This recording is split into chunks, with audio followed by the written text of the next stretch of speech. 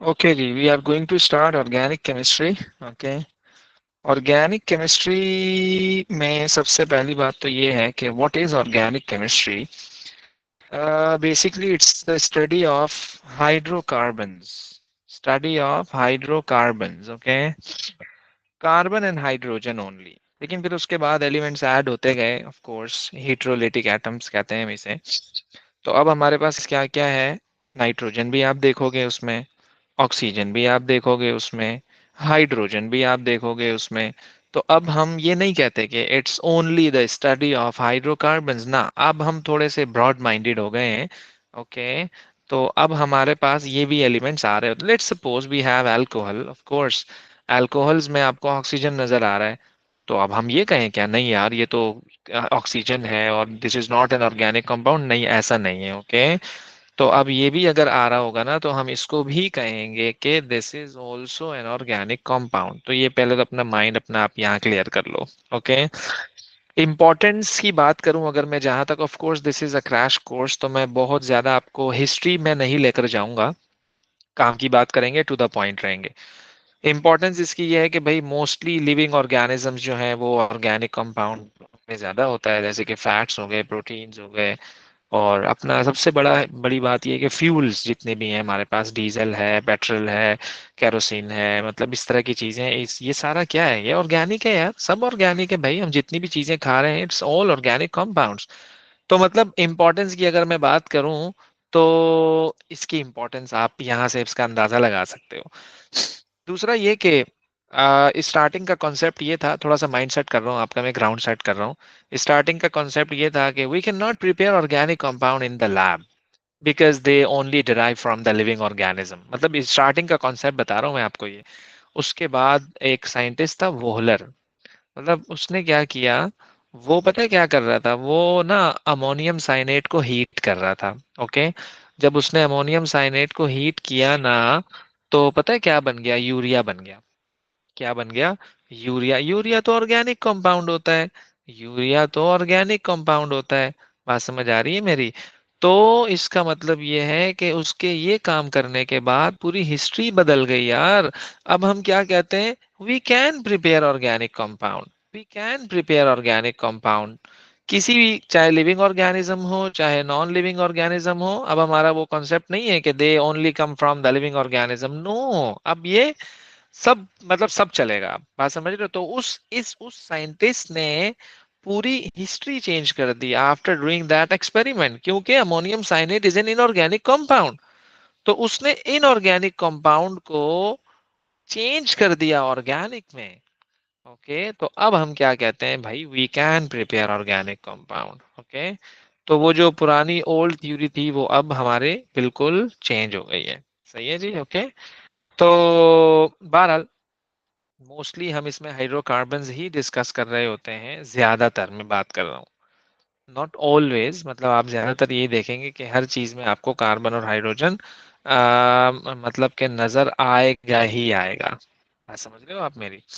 नजर आएगा ही आएगा। तो ये हम इसमें आपको आगे जैसे जैसे चलेंगे आपको आइडिया हो जाएगा। Second thing is very important कि वो कौन से कंपाउंड है कि आपको ऐसा लग रहा है कि ये ऑर्गेनिक है but they are not an organic compound. तो सबसे पहले तो बात आप ये याद रखें कि जितने भी मेटल कार्बोनेट्स होते हैं, कार्बन डाइऑक्साइड है, कार्बन मोनोऑक्साइड है, भाई ये ऑर्गेनिक कंपाउंड्स नहीं है। ये ऑर्गेनिक कंपाउंड्स नहीं है, याद रखिएगा। जैसे कि कार्बन डाइऑक्साइड है, it's not an organic compound. Carbon monoxide है, CO2, it's not an organic compound. Okay. ये ऑर्गेनिक कंपाउंड्स नहीं है, याद रखिएगा ये बात। सही है। तो ये एक छोटा सा एक ऑर्गेनिक केमिस्ट्री का इंट्रोडक्शन है। वैसे मोस्टली तो लिविंग ऑर्गेनिज्म से ही रिलेटेड है ये, मतलब कि अगर आप इसको देखो स्पेसिफिकली। ओके। तो as a examiner point point of view क्या है, क्या क्या चीजें वो फोकस कर रहा होता है, क्या क्या पूछ रहा होता है? देखो उसमें से बहुत सारी चीजें आती हैं, स्ट्रक्चर है, फंक्शनल ग्रुप्स हैं, मतलब कि कुछ डेफिनेशंस हैं। तो वो मैं अभी आपको बताता हूँ आहिस्ता आहिस्ता। ओके। तो अगर आप अपने पीरियोडिक टेबल से अंदाजा लगाओ, कितने एलिमेंट्स हैं? मतलब कि 120 एलिमेंट्स हैं। मतलब आपने इतने कम एलिमेंट्स के लिए अरेंजमेंट कैसी खतरनाक वाली की है। ये एल्कली मेटल है, ये अल्कलाइन अर्थ मेटल है, और ये वे है, ये वो है, और मतलब के मतलब के ये ट्रांजिशन है, तो फिर ये नोबल गैस है, तो फिर ये हैलोजन है। मतलब इतना इतना आपने उसको अरेंज किया, इतनी मेहनत की आपने उसके पीछे, मतलब कि सिर्फ 120 एलिमेंट्स के लिए। ओके। तो याद रखिएगा, ऑर्गेनिक कंपाउंड्स तो more than 10 millions of organic compounds have been discovered so far. तो क्या इसके लिए कोई अरेंजमेंट नहीं होगी? है भाई, इसके लिए कोई ऐसी चीज नहीं होगी? होनी चाहिए ना। होनी चाहिए ना, तो हम उसी को ही डिस्कस करेंगे। हम अरेंज कैसे करेंगे ऑर्गेनिक कंपाउंड्स को, हमारी अरेंजमेंट का क्राइटेरिया क्या होगा। बात को समझिएगा जरा गौर से। हमारी अरेंजमेंट का क्राइटेरिया क्या होगा? ओके, आई मीन टू से कि अगर आप मुझसे पूछोगे ना कि सर और पीरियोडिक टेबल में एलिमेंट्स की अरेंजमेंट की बेसिस क्या है, तो you know what I would say कि बेस क्या है? Proton number. बेस क्या है? Proton number. Okay. Proton number की बेसिस पे हमने उसे अरेंज किया हुआ है। जैसे कि हाइड्रोजन का proton number 1, then helium 2, then lithium, then beryllium, then boron, then carbon, then nitrogen, then oxygen, then fluorine, then neon. ये बेस है ना। ये बेस है ना भाई। उसकी अरेंजमेंट का बेस है ये। Okay, on the basis of proton number, we have arranged different elements. बात समझ आ रही है मेरी? तो यही हम आपसे कहना चाह रहे हैं कि ऑर्गेनिक की बेसिस क्या है, किस बेस पर आप इसको अरेंज करोगे कंपाउंड्स को। बात समझ आ रही है मेरी? ओके। तो इसलिए वो मैं आपको बताऊंगा, वो on the basis of functional groups हम उसे क्या कर रहे होते हैं, जो है ना वो सेपरेट कर रहे होते हैं, अरेंजमेंट उनकी कर रहे होते हैं। ओके। तो अब ऑर्गेनिक कंपाउंड्स बहुत सारे हैं, बहुत क्लासेस हैं ऑर्गेनिक कंपाउंड्स की। मैं रिप्रेजेंटेशन पे थोड़ा सा बाद में आता हूं, पहले मैं आपको ये बता दूं कि functional group. Functional group, what is functional group? Functional group आप यूं समझ लीजिए कि फंक्शनल ग्रुप आपके कंपाउंड को एक यूनिक प्रॉपर्टी देता है। कैसे? कैसे? अम, जैसे कि जितनी भी नेशंस हैं, जितनी भी हम लैंग्वेजेस बोलते हैं, लेट सपोज पंजाबी है, सराइकी है, सिंधी है, बलोची है, पठान है, मतलब व्हाट एवर वो जो भी है, they are going to represent their community. बात को समझना गौर से जरा। तो कंपाउंड्स भी अपनी कम्युनिटी को रिप्रेजेंट कर रहे होते हैं। मतलब आपने कभी नोट किया होगा कि कोई जब बात कर रहा होता है ना, उसका लहजा आप पहचान लेते हो, यार ऐसा लगता है जैसे आप सिंधी हो, यार ऐसा लगता है जैसे आप पश्तो हो, पठान हो। लहजा बोलता है ना बंदे का कभी कभार। इसी तरह से कंपाउंड्स को भी आप पहचानते हो, पता है आपको, on the basis of functional group. अब ये क्या चीज है फंक्शनल ग्रुप? फंक्शनल ग्रुप, अब मैं आपको दो कंपाउंड्स यहाँ पर मैंने लिखे हुए हैं आपके सामने। अगर आप इन दोनों कंपाउंड्स को देखो बेटा, सिर्फ क्या फर्क है दोनों में? ओएच का ही तो फर्क है यार, और क्या है? मतलब बिल्कुल सेम है। एक ओएच एक्स्ट्रा आ गया इसमें, है ना, एक ओएच एक्स्ट्रा आ गया इसमें। ओके। तो इस ओएच के लगने की वजह से पता है आपको कितना फर्क पड़ता है? ये ऐसे ही नहीं होता कि बस ओएच आ गया, बहुत फर्क पड़ता है। प्रॉपर्टी चेंज हो जाती है चीजों की, पता है आपको? यही तो हमें डिस्कस करना है कि कितनी प्रॉपर्टी चेंज होगी, कितनी नहीं होगी। ये सारी चीजें हमें जो है वो डिस्कस करनी है। ओके, कितना डिफरेंस आता है, कितना नहीं आता है, क्या होगा क्या नहीं होगा, हम ये देखेंगे डिटेल से। ओके। सो ये लिक्विड है, ये गैस है, ये सॉल्यूबल है, ये इनसॉल्यूबल है, ये हाई मेल्टिंग पॉइंट है, तो ये लो मेल्टिंग पॉइंट है। भाई इतना डिफरेंस क्यों आ रहा है? इतना डिफरेंस क्यों आ रहा है भाई? है। तो देखो, OH आपके कंपाउंड को एक यूनिक प्रॉपर्टी प्रोवाइड कर रहा है। देखो ना यार, गैस से लिक्विड बन गया है यार। गैस से लिक्विड बन गया ना, पहले वो गैस था फिर वो लिक्विड बन गया। इनिशियली उसका मेल्टिंग पॉइंट लो था, अब हाई हो गया। ओके, और इसी तरह से वो यहाँ इनसोल्यूबल था, यहाँ सोल्यूबल है। ओके, बात समझ आ रही है मेरी? तो याद रखिएगा, functional group matters a lot, functional group matters a lot. तो फंक्शनल ग्रुप की वजह से प्रॉपर्टी चेंज हुई है ना। अगर फंक्शनल ग्रुप ना होता, अगर फंक्शनल ग्रुप ना होता, तो सोचो, सोचो, फिर तो ये दोनों सेम कंपाउंड होते, फिर तो दोनों की प्रॉपर्टीज भी एक जैसी होती। पॉइंट ये है, पॉइंट ये है। ओके, तो अच्छा, अगर आप ये सोच रहे हो सर क्या यही फंक्शनल ग्रुप होता है, मतलब क्या यही फंक्शन ग्रुप होता है ना, और भी होते हैं। सर आप इसको डिफाइन कैसे करेंगे? देखो हम इसको डिफाइन यूं करते हैं कि इट्स एन एटम और group of atom which gives unique characteristic to an organic compound. यानी कि ये एक एटम भी हो सकता है और ये एक कंपाउंड भी हो सकता है। ये एक एटम भी हो सकता है और ये कोई कंपाउंड भी हो सकता है, जो कि आपके कंपाउंड को क्या करेगा, एक यूनिक प्रॉपर्टी प्रोवाइड करेगा। क्या करेगा? आपके कंपाउंड को एक यूनिक प्रॉपर्टी प्रोवाइड करेगा ये। ओके, प्रॉपर्टी का मतलब क्या होगा कि उसके लगने से अब वो कंपाउंड वैसा नहीं रहेगा, उसका बिहेवियर चेंज हो जाएगा। उसका बिहेवियर क्या होगा? चेंज हो जाएगा। क्या लिखिएगा, समझ आ रही है मेरी बात?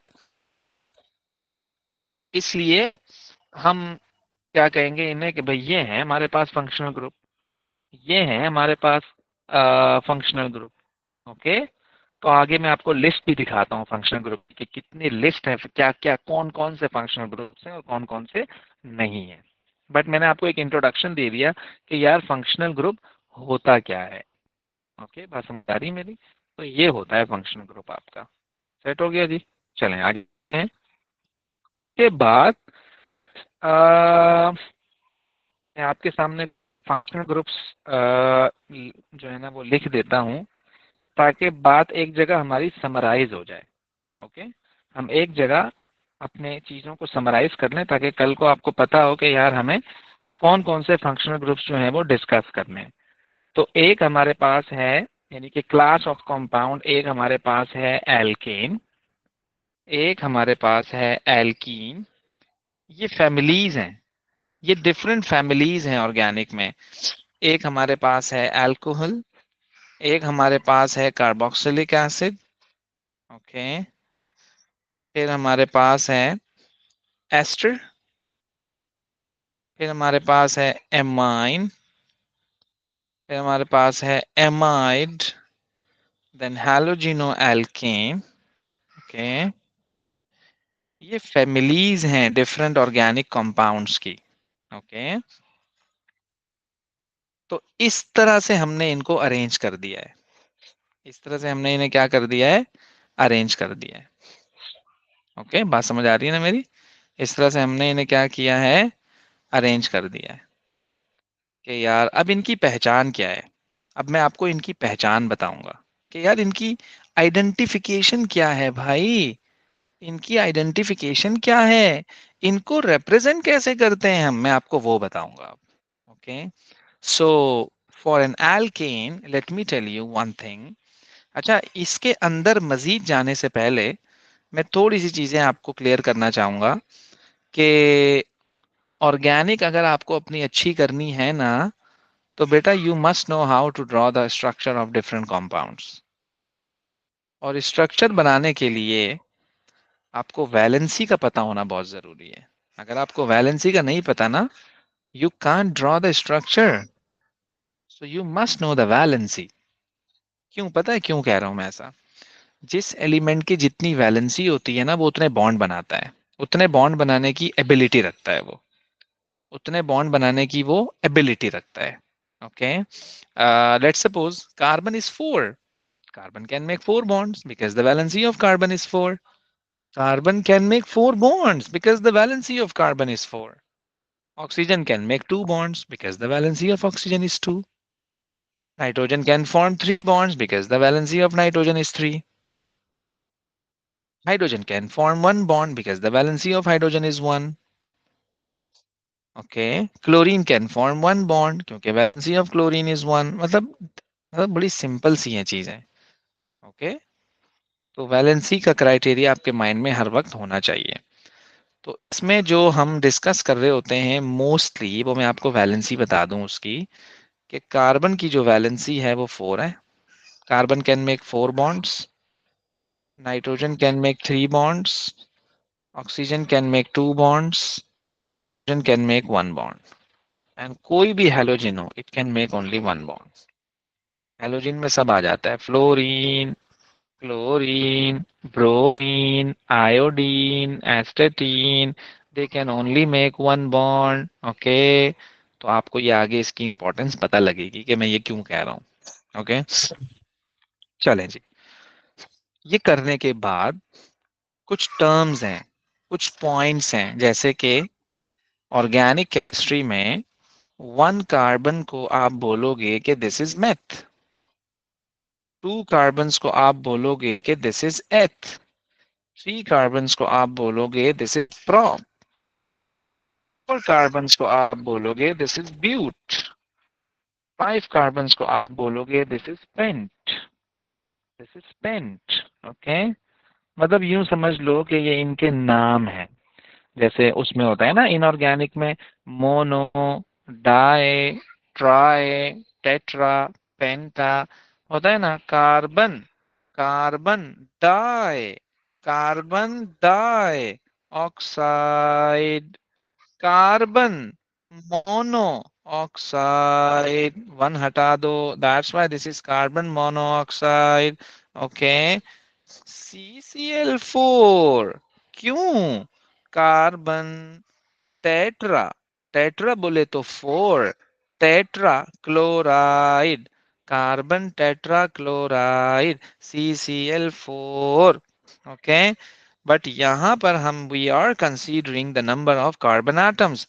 1 carbon meth, 2 carbons eth, 3 carbons prop, 4 carbons ब्यूट, 5 carbons paint, 6 carbons hex. मतलब बहुत है, इतना बहुत है. इससे आगे हम ज्यादातर नहीं जा रहे होते हैं. ओके, देन फिर हम क्या करते हैं, आफ्टरवर्ड्स, आफ्टरवर्ड्स फिर हम आते हैं इनकी इनकी आइडेंटिफिकेशंस पर. फिर हम आते हैं इनकी आइडेंटिफिकेशंस पर. कैसे? कैसे? ये देखिएगा जरा. Starting from alkane, the very first class of organic compound that is alkane. Okay, पहले मैं आपको थोड़ा सा इसका इंट्रो दे दूं ना, फिर हम आगे की बातें डिस्कस करेंगे. एटलीस्ट आपको पता तो हो इनकी आइडेंटिफिकेशन क्या है आगे जाने का, वरना फायदा नहीं होगा. तो ये आपके पास है एल्केन, ये आपके पास क्या है? एल्केन है. ओके, अच्छा, अल्क का मतलब होता है सिंगल बॉन्ड, कार्बन, कार्बन, और ANE का मतलब होता है single bond. I am repeating, अल्क, ALK, अल्क का मतलब होता है कार्बन, और ANE का मतलब होता है सिंगल कोवेलेंट बॉन्ड. ओके, तो कभी भी अगर आपको कार्बन कार्बन का सिंगल बॉन्ड नजर आए तो यू विल से के दिस इज एन एल्केन. कभी भी अगर आपको कार्बन कार्बन का सिंगल बॉन्ड नजर आए तो आप बोलोगे this is an alkane, single bond only. Okay, carbon carbon का हमेशा कार्बन कार्बन को देखना है, कार्बन कार्बन के between single bond, one line, this would be an alkane. वो फिर बात की बात है, एक कार्बन है, दो है, तीन है, चार है, 5 है, 6 है, 7 है, वो बात की बात है. बट प्राइमरी, इनिशियली, अगर आपको कुछ ऐसी चीज नजर आए, मतलब के c c c c c, single single single single single bond, this is an alkane. Okay, it's a pure hydrocarbon, it contain only carbon and hydrogen. तो मतलब ये इसकी पहचान है. आप 2 कार्बन का बना लो. अच्छा, अब यहाँ एक क्वेश्चन मैं आपको बता दूं कि सर आपको कैसे पता लगा इसके साथ कितने हाइड्रोजन लगाने हैं. That's the main point. बच्चा पूछ रहा नहीं होता लेकिन अपने माइंड में वो क्वेश्चन को रखता है कि यार ऐसा क्यों है, ऐसा क्यों है, ऐसा क्यों है। देखो, पहली बात तो मैं ये बता दूं, we are starting hydrocarbons, always you will see कि कार्बन के साथ हाइड्रोजन आएगा। This is an organic chemistry. हमेशा, ज्यादातर, मोस्टली आप देखोगी कि कार्बन जहां है वहां हाइड्रोजन है। ओके, तो उनके साथ हमने हाइड्रोजन लगा दिया। और मैंने आपको एक चीज कर दी है कि कार्बन की वैलेंसी 4 है। कार्बन कैन मेक, ये लाजमी है कि जो वैलेंसी होती है वो उतने बॉन्ड बनाता है। मैं आपको एक एग्जांपल दूं, वाटर का फॉर्मूला होता है ना H2O, तो अगर आप वाटर का स्ट्रक्चर देखो ना तो वो कुछ ऐसा होता है। ऑक्सीजन ने दो बॉन्ड्स बनाए हुए होते हैं, ऑक्सीजन ने दो बॉन्ड्स बनाए हुए होते हैं इस तरह से।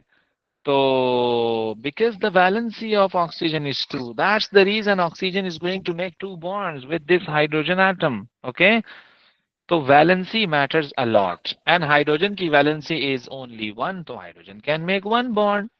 ओके, तो इसी तरह से मैं आपको टाइमली चीजें बताता रहूंगा कि ये कितने बनाता है, ये कितने बनाता है। तो स्लो स्लो करके आप हैबिचुअल हो जाओगे इस चीज के। तो अभी इसलिए जस्ट चिल, कोई टेंशन वाली बात नहीं है अभी। ओके, अच्छा जी, एल्केन के बाद तो मैंने क्या कहा आपको, मैं आपके सामने बनाता हूँ, थोड़ा सा क्लियर हो जाएगा। ये कार्बन है और ये कार्बन है। अब आपको पता है कार्बन की वैलेंसी कितनी होती है, 4 होती है। तो लाजमी कार्बन 4 बॉन्ड्स बनाएगा, 1 2 3 4। ये क्लियर हो गया, ये क्लियर हो गया। अब इस कार्बन की बारी है। इस कार्बन के साथ ऑलरेडी एक बॉन्ड बना हुआ है, कितने और चाहिए, 3 और। 1 2 3 4, बन गए 4 बॉन्ड्स। अब ये बॉन्ड बनाया किसने है, ऑब्वियसली हाइड्रोजन ने बनाया है। H H H H H. Okay, single bond है। मैंने भी थोड़ी देर पहले क्या बताया आपको, ए एन ई का मतलब क्या होता है, सिंगल बॉन्ड। ए एन ई मतलब सिंगल कोवेलेंट बॉन्ड। अल्क का मतलब कार्बन। कितने कार्बन हैं, 2 हैं।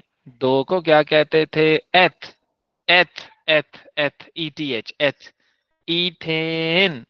This is called ethane. This is called ethane. It's कौन सी क्लास है ये कौन सी क्लास है, एल्केन, क्योंकि आखिर में क्या आ रहा है, एन। आखिर में क्या आ रहा है, एन। ओके, जैसे लोग अपनी कास्ट लगाते हैं ना, आखिर में लगाते हैं ना कास्ट, राव। मैं, मेरा नाम है इश्तियाक राव। कास्ट, पहचान, आइडेंटिफिकेशन। आपने कंपाउंड को उसके स्टेम से पहचानना है। Ane, ine, ol, oic acid, oate, ओएट।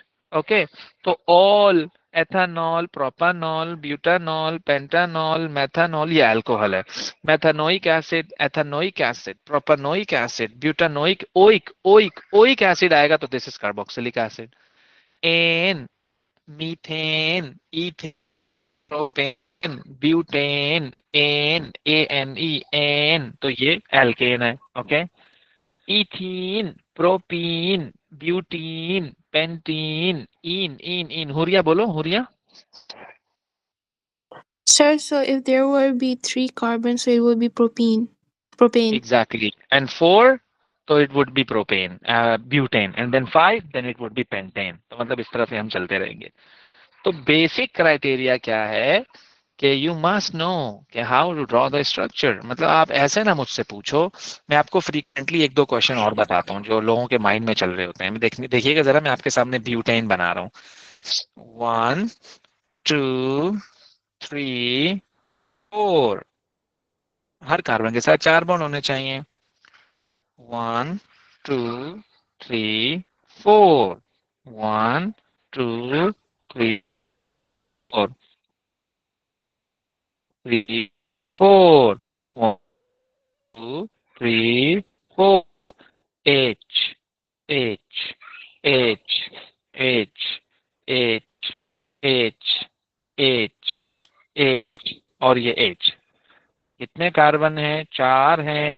4 carbon, ब्यूट, single bond है। यस सर, सिंगल बॉन्ड है, लगा दो ए एन ई, क्या बन गया, butane, butane, butane, this is butane. Okay, this is butane. Okay, तो अब अब मैं इसी को देख देख कर इसका स्ट्रक्चर बना रहा हूँ यहाँ पर। इसको, ये क्या है, CH3 है ना, मैंने इसको यूं लिख दिया, CH3 को मैंने यूं लिख दिया, और आपके पास है CH2, फिर आपके पास इस कार्बन के साथ CH2 है, और फिर आखिर वाले कार्बन के साथ कितने हाइड्रोजन है, 3 है। अब बच्चा मुझसे पूछता है कि लगाए हैं, यहाँ आपने 2 हाइड्रोजन लगाए हैं, तो ऐसा क्यों किया आपने, यहाँ पे भी 3 लगा देते, यहाँ क्यों नहीं 3 लगाए? मेक सेंस यार, मतलब क्या, आप देख तो लो पहले स्ट्रक्चर को यार। मतलब मैं कैसे तीसरा हाइड्रोजन यहाँ घुसा दूं जब जगह ही नहीं है, 4 बॉन्ड तो उसने ऑलरेडी बनाए हुए हैं। बात को समझना जरा, टेक्निकल बात कर रहा हूं मैं। ओके। तो एजुकेटेड बात करो आप, एजुकेटेड क्वेश्चन पूछो आप, मतलब जिनको नहीं तरह नो।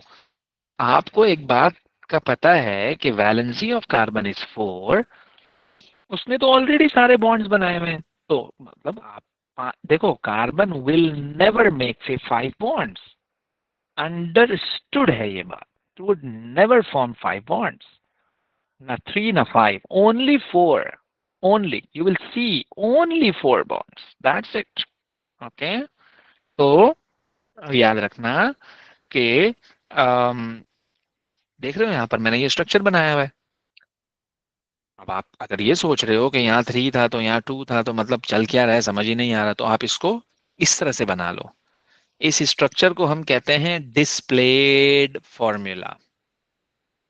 डिस्प्लेड तो तुम्हें बाद में समझ आएगा ना, पहले पहचान तो पता हो, मैं सिंगल लगा रहा हूँ, डबल लगा रहा हूँ, OH बना रहा हूँ, ये बना रहा हूँ, वो बना रहा हूँ, पता है कि पता ही नहीं है बच्चे को क्या चल रहा है ये। तो स्टार्टिंग में आप आइडेंटिफाई करो कि व्हाट इज दिस। तो ये एल्केन है आपके पास, ये क्या है, एल्केन है। ओके।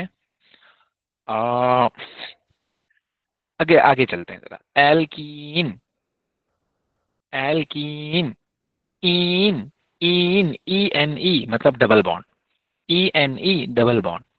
अल्क का मतलब आज भी कार्बन है, अल्क का मतलब अब भी क्या है, कार्बन है।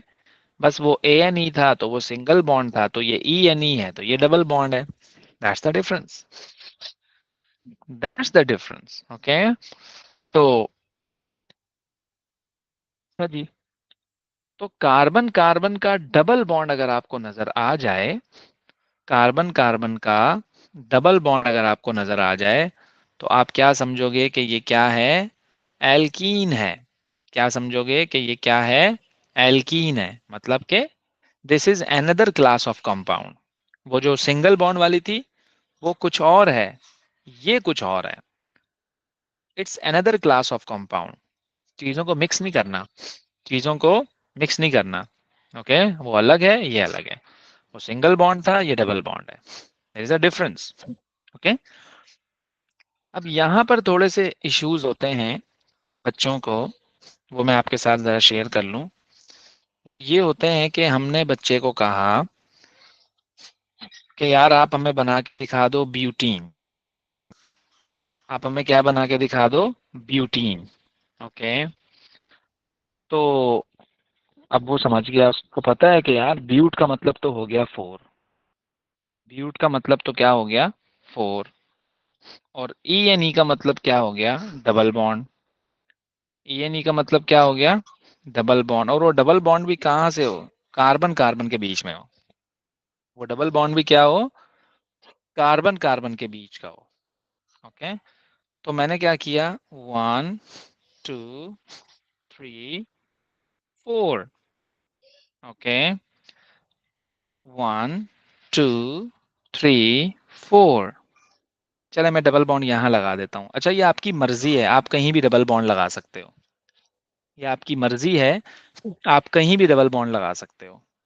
कहीं भी का मतलब, आप यहाँ लगा दो, यहाँ लगा दो, यहाँ लगा दो, लेकिन लगाना एक दफा है। मैंने ये भी देखा है कि बच्चे यूं करके भेज रहे होते हैं, मतलब व्हाट इज दिस यार, मतलब एक दफा लगाना है डबल बॉन्ड, बार बार नहीं लगाना, एक दफा, only one time, only one time you have to draw the double bond once, 2 3 4 दफा नहीं, एक कार्बन पर। वो आपकी मर्जी है, आप कहीं भी बना दो, इसके लिए आपसे कोई वो नहीं है। ओके, पहली बात तो ये आप याद रखो। दूसरी बात ये कि मैंने डबल बॉन्ड लगा दिया। ओके, सही है जी। अच्छा, अब मैं क्या करूंगा, अब आप गिनना शुरू करो, कार्बन की वैलेंसी पूरी हो रही है नहीं हो रही। इस कार्बन की देखो जरा, 2 3 4। ओके, और वैलेंसी पूरी। इस कार्बन की देखो जरा, 1 2 3, 1 2 3। तो एक और बचा हुआ है, तो यहाँ पे हाइड्रोजन लगा दो, 4 हो गई। ओके, अच्छा अब इस कार्बन पे आ जाओ, 1 2 3, एक और बचा हुआ है, यहाँ हाइड्रोजन लगा दो। इस कार्बन की एक ये है, तो 3 और बची हुई है, तो 1 2 3 4। तो मैंने हाइड्रोजन इस तरह लगा दिया। नहीं है कि मतलब आपने यहाँ भी हाइड्रोजन लगा दिया तो यहाँ भी हाइड्रोजन लगा दिया, ऐसे नहीं करना। मतलब ऐसे नहीं अंधाधुंध फायरिंग शुरू कर दी, मतलब बस लगाई जा रहे हो, मतलब नहीं है कुछ भी सीन। बात को ओके, तो हाइड्रोजन भी आपने देख कर लगाने हैं, बात को समझो। ओके, जब यहाँ जगह नहीं है तो आप यहाँ मत लगाओ हाइड्रोजन। बस ये एक मिस्टेक होती है बच्चे से। ओके, आप एक काम करें जरा, मुझे जरा पेंटीन का स्ट्रक्चर बनाकर भेजें जरा जल्दी से। पेंटीन बोले तो 5 कार्बन, जल्दी से फटाफट फटाफट। क्या बनाना है? पेंटीन। पेंटिंग। ओके।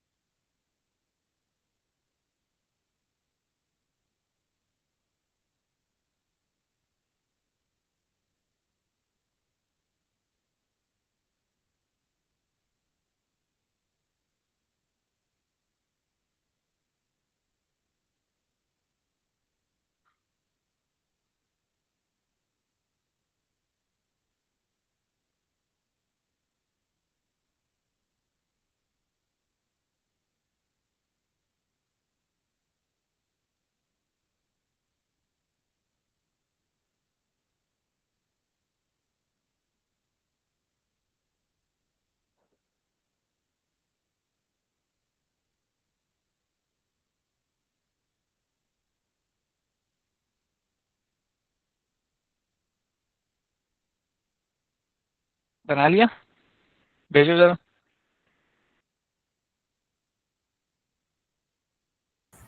यस, बना लिया। ओके,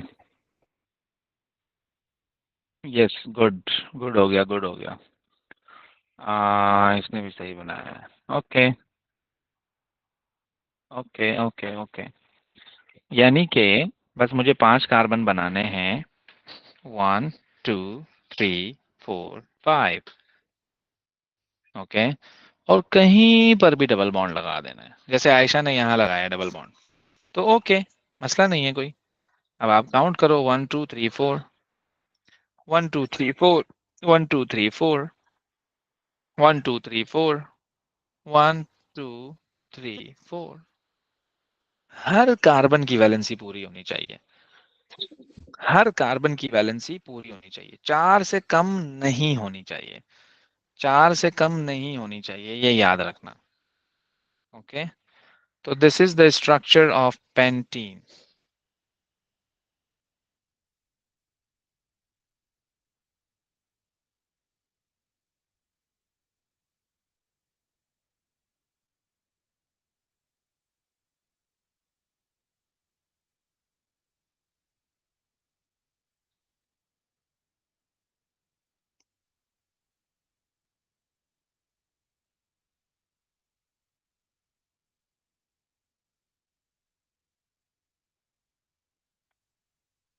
सही है जी, तो ये पेंटीन का स्ट्रक्चर है। ओके,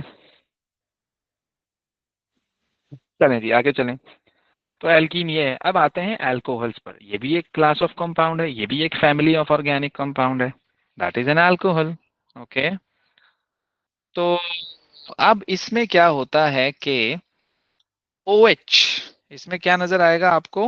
OH नजर आएगा, OH, OH, OH। तो कभी भी अगर आपको OH नजर आए तो ये अल्कोहल है। ये अपनी जगह है, बट OH एक्स्ट्रा आ गया एक, तो आप समझ जाओ कि ना ये एल्केन है ना ये एल्कीन है, बल्कि अब ये क्या है? अल्कोहल है। ओके, सेट हो गया। ये इसकी आइडेंटिफिकेशन है और हम इन्हें डिटेल से पढ़ेंगे एक एक को। ओके, फिर हम आ जाते हैं कार्बोक्सिलिक एसिड पर। अच्छा, अल्कोहल के नाम के आखिर में ना ऑल आता, देख रहे हो आप इस चीज को? देख रहे हो? ऑल, एथेनॉल, प्रोपानॉल, 3 कार्बन का प्रोपानॉल, 4 कार्बन का ब्यूटानॉल, 5 कार्बन का पेंटानॉल, ऑल ऑल आता रहेगा, ऑल ऑल ऑल ऑल। जैसे एल्केन में एन आ रहा था, एल्कीन में ईन आ रहा था, इसमें ऑल आता है। बात को समझिएगा जरा। ओके, अच्छा जी, फिर है हमारे पास कार्बोक्सिलिक एसिड। कार्बोक्सिलिक एसिड ये भी एक अलग फैमिली है, ये भी एक अलग क्लास ऑफ कंपाउंड है। इसमें आपको क्या नजर आएगा? COOH, कू कू कू कू कू कू कू कू नजर आएगा। इसमें कू ऐसे आएगा नजर। C double bond OH। गौर से देखो, यहाँ ऑक्सीजन भी दो बना रहा है, कार्बन से को 4 बॉन्ड बना रहा है, ये ऑक्सीजन भी 2 बॉन्ड बना रहा है। देखो वो बात अपनी कभी भी वो नहीं होगी कि मैं आपको बोलूं कि नहीं यार इस कंडीशन में ऑक्सीजन इतने बनाएगा, ये करेगा, वो करेगा। नहीं नहीं नहीं, basic conditions would remain the same. Okay, कि अगर ऑक्सीजन को 2 बनाने हैं तो भाई वो 2 ही बनाएगा, फिर इससे ज्यादा ना इससे कम। सही है ना? तो ये ही मेन पॉइंट्स होते हैं जो आपके ऑर्गेनिक को बेहतर करेंगे। कि अक्सर ये पूछ रहे होते हैं बच्चे कि ये कैसे पता लगेगा हमें कौन कितने बना रहे हैं? तो आहिस्ता आहिस्ता इसमें टाइम लगेगा थोड़ा सा, 1 दिन 2 दिन, खुद ब खुद आपका हाथ सेट हो जाएगा कि कौन कितने बॉन्ड बनाएगा। Okay, so this is carboxylic acid. इसी तरह से अल्कोहल भी है हमारे पास। ओके,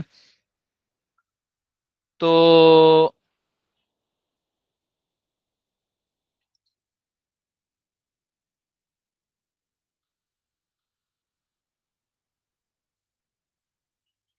ओके, अच्छा जी, फिर आप आइए जरा, इसके नाम के आखिर में क्या आएगा? Oic acid, oic acid, oic acid, oic acid.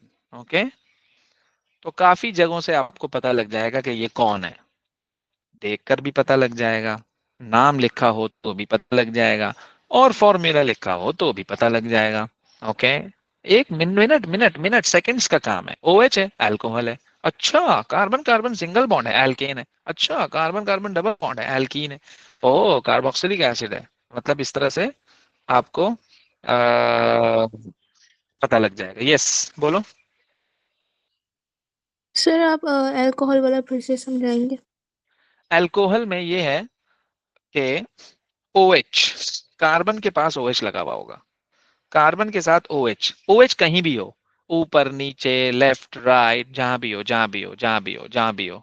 Okay, कहीं भी हो कहीं भी हो, तो अगर आपका OH लगा हुआ होगा तो आप बोलोगे कि वो अल्कोहल है। ओके, और अगर C डबल बॉन्ड O और OH हो तो बोलोगे this is carboxylic acid, this is carboxylic acid. Okay, इसी तरह से then we have ester, then we have ester, then we have ester. Ester, what is ester? एस्टर का फंक्शनल ग्रुप ये होता है, यानी कि ये होता है।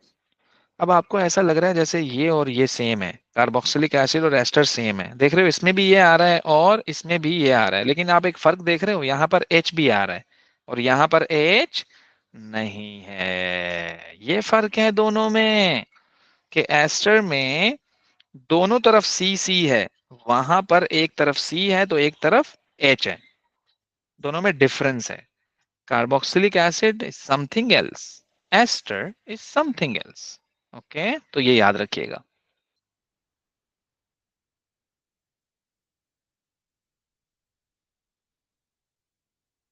अच्छा जी, एस्टर के नाम के आखिर में क्या आ रहा होगा? एस्टर में आ रहा होगा O8। क्या आ रहा होगा? O8, O8, O8। जब हम इसको डिटेल में डिस्कस करेंगे ना तो आपको और समझ आ जाएगा। अभी मैं आपकी बेस बना रहा हूं, अभी मैं आपका एक ग्राउंड क्राइटेरिया सेट कर रहा हूं कि ये क्या है, ये क्या है, ये क्या है, ये भी डिस्कस करेंगे, ये भी करेंगे, ये भी करेंगे, वो भी करेंगे, ऐसे ऐसे करके ना थोड़ी सी आसानी हो जाएगी। फिर हमारे पास एक और फैमिली है एमाइन। एमाइन NH2, कार्बन के साथ क्या लगा हुआ है, ये देख रहे हो, ये देख रहे हो, देख रहे हो, देख रहे हो, देख रहे हो, देख रहे हो, NH2। कार्बन 1 हो, 10 हो, 20 हो, 50 हो, अगर आपको NH2 लगा हुआ मिल गया तो आप क्या बोलोगे, एमाइन। भाई 100 कार्बन लगे हुए हैं एक ही लाइन में, 100 carbon, carbon carbon carbon carbon carbon carbon carbon carbon carbon का, यहाँ OH है। तो आप इतने सारे कार्बन को क्यों देख रहे हो भाई, अल्कोहल है, कैसे पता लगा, OH है। बेहतरीन, एकदम मसला ही नहीं है कोई, एमाइन का भी पता लग जाएगा आपको। ओके, तो देन फिर हमारे पास है एमाइड। एमाइड, एमाइड ये होता है, C डबल बॉन्ड O के फौरन बाद क्या है, NH। C double bond O के फौरन बाद क्या है, NH। NH, NH, C double bond O के फौरन बाद क्या है, NH। C double bond O के फौरन बाद क्या है, NH। Okay, NH। तो ये एमाइड है। अब आप बोलोगे कि सर ये भी NH है तो ये भी NH है, तो क्या उसमें C डबल बॉन्ड O है, आप बोलोगे नहीं है, तभी तो वो एमाइन है, तभी तो ये एमाइड है, दैट्स द डिफरेंस। ओके, ये चीजें कंफ्यूज करने वाली हैं, तो कंफ्यूजन को दूर करो, कंफ्यूजन को दूर करो। ओके, तो इसलिए ये बहुत इंपॉर्टेंट बातें हैं जो आपकी ऑर्गेनिक को पॉलिश करेंगी। सही है ना, ये आपके उन सवालों के जवाब देंगी जो आप किसी से पूछ नहीं सकते। आपको लगता होगा यार ऐसा मतलब इतना छोटा सा सवाल, तो ऐसी वैलेंसीज आपको जो है ना वो लाजमी पता होनी चाहिए। वैलेंसी पता होगी तो स्ट्रक्चर बनाना आराम से आ जाएगा। अब ऑक्सीजन की वैलेंसी 2 है, मुझे पता है ऑक्सीजन 2 बॉन्ड बनाएगा, तो बस 2 से ज्यादा नहीं बनाएगा। कार्बन की वैलेंसी 4 है, तो कार्बन सिर्फ 4 बॉन्ड बनाएगा। हाइड्रोजन की वैलेंसी 1 है, तो हाइड्रोजन 1 बॉन्ड बनाएगा। जब आपको बॉन्ड का पता लग गया, सब कुछ पता लग गया, फिर आप आइडेंटिफिकेशन पे आओ। एग्जामिनर आपसे पूछेगा ये कौन है, ये कौन है, ये कौन है, ये कौन है, ये कौन है, ये कौन है, ये कौन है, ये कौन है, तो आपको एटलीस्ट पता तो हो। ये होगा तो एमाइड है, ये होगा तो एमाइन है, ये होगा तो एस्टर है, ये होगा तो कार्बोक्सिलिक है, ये होगा तो अल्कोहल है, ये होगा तो एल्कीन है, ये होगा तो एल्केन है। मतलब एटलीस्ट आपको ये चीजें पता होनी चाहिए। बात समझ रहे हो। ये इस तरह है कि अब जब हम अगला पढ़ेंगे ना इसमें, जैसे कि फिजिकल प्रॉपर्टीज हैं, हम इसकी डिस्टिलेशन करेंगे, इनको सेपरेट करेंगे, फिर हम इनकी केमिकल प्रॉपर्टीज देखेंगे, इनको प्रिपेयर करेंगे। तो ये है कि आप जब हम इसको देख रहे होंगे ना तो आपको सारी चीजें पता होंगी कि अच्छा भाई ये एल्कीन का रिएक्शन हो रहा है, ये एल्केन का रिएक्शन हो रहा है, या ये जो भी हो रहा है, तो आपको ना उसकी हिस्ट्री पता होगी। वरना तो हो ये रहा होता है कि बच्चा केमिकल रिएक्शन लेके आ रहा होता है कि सर ये किसका रिएक्शन है, इसमें क्या हो रहा है, इसमें क्या हो रहा है, तो एटलीस्ट आपको पता हो कि यार ये एल्केन का है, ये एल्कीन का है, ये अल्कोहल का है, तो एटलीस्ट आपको ये रिएक्शंस लाजमी पता होने चाहिए। ओके, ये बेसिक चीज है इसकी, ऑर्गेनिक की ये क्या है, बेसिक चीज है। सही है जी। अच्छा, फिर हम आते हैं आगे। अ, फिर हम आते हैं किस पर, इनको रिप्रेजेंट कैसे करें, इनको हम क्या करें, रिप्रेजेंट कैसे करें। अब आपको पता लग गया ना, इनकी आइडेंटिफिकेशन पता लग गई ना आपको कि ये एल्केन है, ये एल्कीन है, ये अल्कोहल है, ये कार्बोक्सिलिक है, ये एस्टर है, ये क्या है, ये एमाइन है, ये एमाइड है, आपको पता लग गया ना।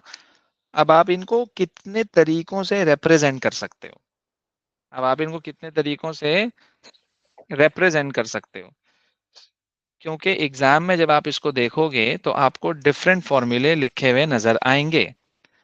डिफरेंट फॉर्मूले आपको लिखे हुए नजर आएंगे, जैसे कि आपको ये भी लिखा हुआ नजर आएगा, आपको ये भी लिखा हुआ नजर आएगा। ओके, इसका नाम क्या है, इसका नाम क्या है, हालांकि फॉर्मूला एक ही है लेकिन रिप्रेजेंटेशन क्या है, डिफरेंट है, डिफरेंट वेज में उसे रिप्रेजेंट किया हुआ है। ओके, जैसे आपने सुना होगा मॉलिक्यूलर फॉर्मूला होता है, एक एक इम्पेरिकल फॉर्मूला होता है, सही है, एक डिस्प्लेड फॉर्मूला होता है।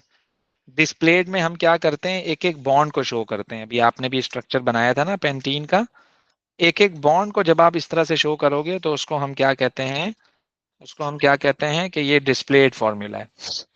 अगर आप इसको बिल्कुल जोड़ के लिख दोगे, यानी C2 है और H6 है, गिनो ना, 1 2 3 4 5 6, तो ये जो आपने लिखा है ना, ये मॉलिक्यूलर फॉर्मूला है। तो ये हम इसको देखेंगे, representations of an organic compound, different representations होती हैं ऑर्गेनिक कंपाउंड्स की।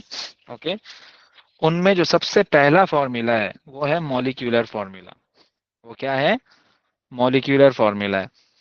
मॉलिक्यूलर फॉर्मूला जो है वो आपको फॉर्मूला तो बता देगा, लेकिन लेकिन ये आपको बहुत ही क्लियर इंफॉर्मेशन नहीं देता। मॉलिक्यूलर फॉर्मूला आपको क्लियर इंफॉर्मेशन नहीं देता है, याद रखना। उसकी वजह क्या है, कैसे नहीं देता? कि मैंने आपसे पेंटीन का स्ट्रक्चर बनवाया था ना, आपने पेंटीन का स्ट्रक्चर कैसे बनाया था? 1 2 3 4 5, आपने यहाँ डबल बॉन्ड लगा दिया। ओके, बाकी हाइड्रोजन वगैरह मैं यूं लगा रहा हूँ।